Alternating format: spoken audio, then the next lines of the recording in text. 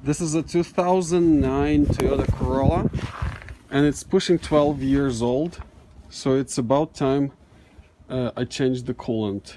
The previous owner probably did not change the coolant because it says here that Corollas have to change in after 120 months or 160,000 kilometers. So 120 months is 10 years, so it should have been 2019 when they would have changed the coolant. But it's already 220,000 kilometers. So it's long overdue, and I doubt the previous owner changed the coolant because I bought the car in 2019, so it was about time to change it. I doubt that he had changed it and then sold me the car. So it's long overdue. It's time to change it. The coolant, I topped off some coolant recently. It was getting low, so it reminded me that the maintenance needs to be done. The information is an owner's manual supplement.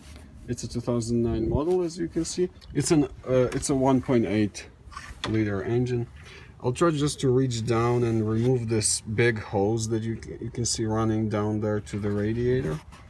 We'll drain it and fill. This is what's called drain and fill, and this is the simple procedure. You don't really need to flush. I'm gonna use this Toyota super long life coolant. It's a genuine Toyota coolant with 55-45 pre-diluted. Do not add water, nothing. We don't need to dilute it at all, and it's already pre-diluted for Canada, so it should work down to -41 Celsius. For collecting the old antifreeze, I'm going to use this clear tote or storage bin or whatever you want to call it. You can buy it at any hardware store. It's a low profile. Just make sure it's not a tall one but a short one, kind of a more flat one that will fit under your car, and it costs $5 probably, so it's perfect. It's nice and wide and it will fit under your car to collect the antifreeze. Okay, I had to go inside because it started snowing really bad. And also originally I wanted to remove one of these hoses, and you see I tried already there to remove this hose, or to remove even this hose here that goes to the radiator there on the side, but it's just stuck a bit, and I didn't want to pry them open and then get into a broken hose in the middle of the winter. So I'm gonna try that petcock that's there. It's right on here. If you look at your engine bay, there's the battery on the right side, and it's right there under this hose. So there it is, that white thingy there, that knob, that's that petcock to drain coolant. And I'm just gonna spray it a bit with this honey goo, so it doesn't break on me if it's stuck there or something. So I'm just gonna give it a little spray here with this, so it gets unstuck a bit. And of course it's very cold outside, so everything's frozen. It doesn't want to spray, but I did get some onto there. So now I'm just gonna drive the car a little bit, and it hopefully will work its magic into that knob, and I'll get a better turnage there. Alright, so we're after that petcock. So I drove for a little bit, and the engine is still a bit warm, but I touched the radiator, and the radiator is already cold, so it should be fine. Now there's nothing left to do but to open this valve, and it should be nice and cold already. Yep, it's nice and cold there. Yep, it's cold. It's not freezing cold, but it's cold. And open this one. Slide the bucket under the car. Let's try that petcock.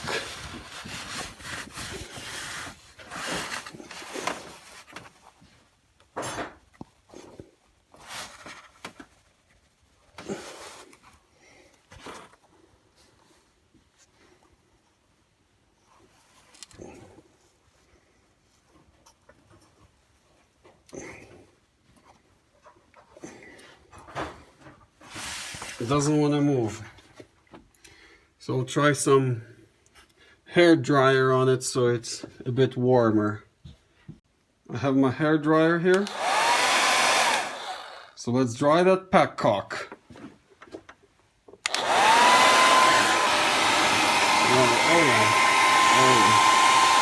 There you go, just like that. Alright, petcock is moving. I can just try to film it for you there.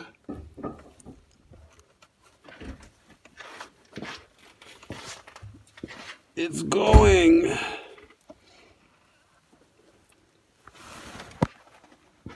It's going. Yay. Starting to drip now. It's flowing out of the bottom there. Yay! It's flowing out. I might remove the petcock completely so it's a bit faster. But you get an idea, it's just going from this frontal part. I believe the petcock should be... I could remove it fully. I believe, yep. There you go, the petcock is out. Here's how it looks like, it's an O-ring. It's now very slow. Well, it is cold outside. Very cold outside. It reduced to this dribble. Reduced to this little dribble. And I don't know if we have even a gallon yet here. So the dealer told me it's going to be a bit more than one bottle like that, which is 3.7 liters. So I got 2 bottles. In the meantime, I'm gonna clean this petcock. So some people also would fill the radiator with distilled water from the top and kind of wash it out while the petcock is open, so it will flush the radiator. But I'm not gonna do this because it's very cold here, and it just might freeze. Some of the water might just freeze somewhere, and I don't want to risk that, plug something up. My hair dryer did its work, so I'm just gonna get it out of the way here. Alright, it's been about 15 minutes. It's still dripping slowly. You can't really see from here, but it's slowly dripping there. Let's check under the car. And now we have a decent amount here. And I would say we have a gallon already here. So that's good. But we should get a bit more than a gallon. So I would keep it for another 15 minutes maybe. And then come back. Okay, another 10 minutes have passed or so. And yeah, I think it's finished. It's just dripping. Just a few drops here and there. And we have about a gallon and a bit, I would guess, from amount here. So the petcock goes back in. Okay, the petcock is in. I didn't tighten it too tight, just enough so it's snug. The antifreeze is going back in. It's nice and pink, red pink color. So this is what I drained just now. It's just a bit less than 3.7 liters. Okay, it's going quite slow now. I'm gonna start the car and let it bubble a bit. But let's first start it.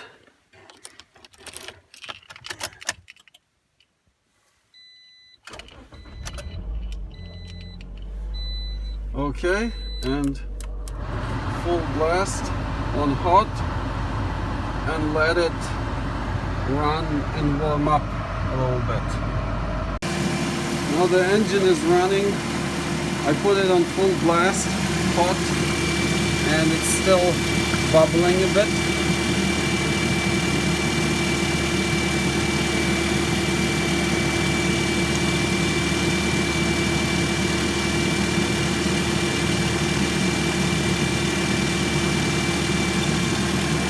but it shouldn't be a problem.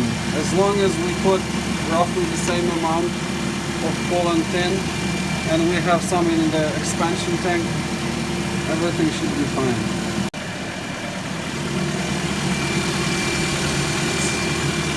Still accepting a little bit of fluid and it's not leaking, so that's good. That's just the drip from our drain. Looks good. Please recycle your old fluid. I put it in this container from the windshield washer. I'm gonna put it somewhere marked that is for recycling. Almost the whole can went in. And it's full and it's bubbling a little bit.